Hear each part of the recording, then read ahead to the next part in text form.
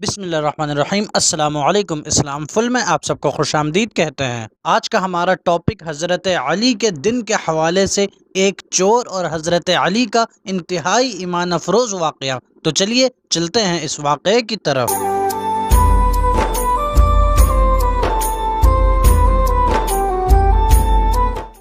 حضرت علی کرم اللہ وجہہ الکریم کی ذات جو کہ کثیر عظمتوں کی، رفعتوں کی، مناقب کی، بزرگی کی جامع ہے کہ آپ صلی اللہ علیہ وسلم نے حضرت علی کی اتنے فضائل، اتنی عظمتیں بیان فرمائی ہیں کہ جس میں سینکڑوں حدیثیں ملتی ہیں کہ جو حضرت علی کی عظمتوں سے، آپ کی تعریفات سے، آپ کے مناقب سے بھری ہوئی ہیں۔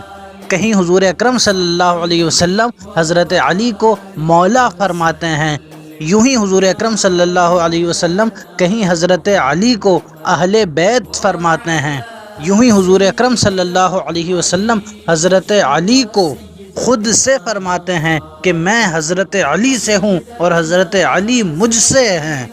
تو ذرا اندازہ کریں کہ جس شخصیت کے بارے میں اللہ تعالیٰ کے محبوب، اللہ تعالیٰ کی تخلیق میں سب سے افضل تخلیق ہمارے آقا و مولا حضرت محمد مصطفیٰ صلی اللہ علیہ وسلم اتنا کچھ فرمائے، وہ ہستی کتنی عظیم، کتنی اعلیٰ اور کتنی عارفہ ہوگی۔ انہی حضرت علی کرم اللہ وجہہ الکریم کا ایک واقعہ شیخ فخر الدین رازی رحمۃ اللہ تعالی علیہ نے اپنی کتاب تفسیر کبیر میں نقل فرمایا ہے کہ ایک حبشی غلام تھا جو حضرت علی کرم اللہ وجہہ الکریم سے عقیدت و محبت رکھتا تھا، بہت زیادہ حضرت علی سے پیار کرتا تھا۔ ایک دفعہ اس شخص سے ایک گناہ سرزد ہو گیا کہ وہ شخص چوری کر بیٹھا۔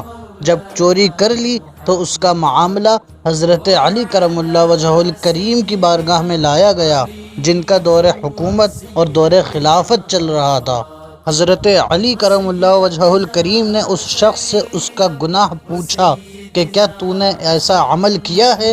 تو اس شخص نے اقرار کر لیا کہ ہاں میں نے چوری کی ہے، جس پر حضرت علی کرم اللہ وجہہ الکریم نے حکم شرعی نافذ کرتے ہوئے اس شخص کا ہاتھ کاٹنے کا حکم دیا کہ اس شخص کا ہاتھ کاٹ دیا جائے چوری کے جرم میں، اور اس شخص کا ہاتھ کاٹ دیا گیا۔ پھر وہ شخص جب بارگاہ حضرت علی سے واپس پلٹا تو راستے میں اس شخص کو حضرت سلمان فارسی اور حضرت سلمان فارسی کے ساتھ ایک اور شخص ملا۔ ان شخص نے حضرت سلمان فارسی کے ساتھ جو تھا اس نے اس شخص سے پوچھا کہ تمہارا ہاتھ کس نے کاٹا؟ اس شخص نے حضرت علی کا نام بڑی احترام سے، بڑی عقیدت سے، بڑی محبت سے، بڑے القابات کے ساتھ نام لیا، کہا کہ انہوں نے میرا ہاتھ کاٹا ہے۔ یہ شخص بڑا حیران ہوا جو حضرت سلمان فارسی کے ساتھ تھا کہ انہوں نے تمہارا ہاتھ کاٹ دیا اور تم ان کا نام اتنی ادب اور احترام سے لے رہے ہو۔ تو اس چور نے جواب دیا کہ میں ان کی تعریف کیوں نہ کروں کہ جنہوں نے میرا ہاتھ حکم شرعیہ کا نافذ کرتے ہوئے کاٹا ہے، اپنی ذاتی دشمنی میں نہیں کاٹا، اور میرا ہاتھ کاٹ کر انہوں نے مجھے جہنم کے عذاب سے بچا لیا ہے۔ جب حضرت سلمان فارسی رضی اللہ تعالیٰ عنہ نے یہ سنا تو حضرت علی کرم اللہ وجہہ الکریم کے پاس گئے اور یہ سارا معاجرہ حضرت علی سے عرض کر دیا کہ آپ نے جس کا ہاتھ کاٹا ہے وہ تو آپ کا اتنا بڑا معتقد ہے، آپ کی اتنی تعریفیں کرتا ہے، آپ کی عظمتیں بیان کرتا ہے اور کہتا ہے کہ آپ نے میرا ہاتھ کاٹ کے مجھے جہنم سے بچا لیا ہے۔ تو دیکھیے اور اندازہ کیجئے کہ حضرت علی نے جو اس کا ہاتھ کاٹا تھا وہ حضرت علی کا عدل تھا، اور اب دیکھیے حضرت علی کا فضل کہ حضرت علی نے سلمان فارسی رضی اللہ تعالیٰ عنہ سے اس شخص کو بلوانے کا حکم دیا۔ جب وہ شخص حضرت علی کی بارگاہ میں آیا تو حضرت علی کرم اللہ وجہہ الکریم نے اس شخص کا کٹا ہوا ہاتھ اس کے ہاتھ میں رکھا اور اوپر سے کپڑا ڈال دیا، چھپا دیا اور کچھ پڑھنے لگے۔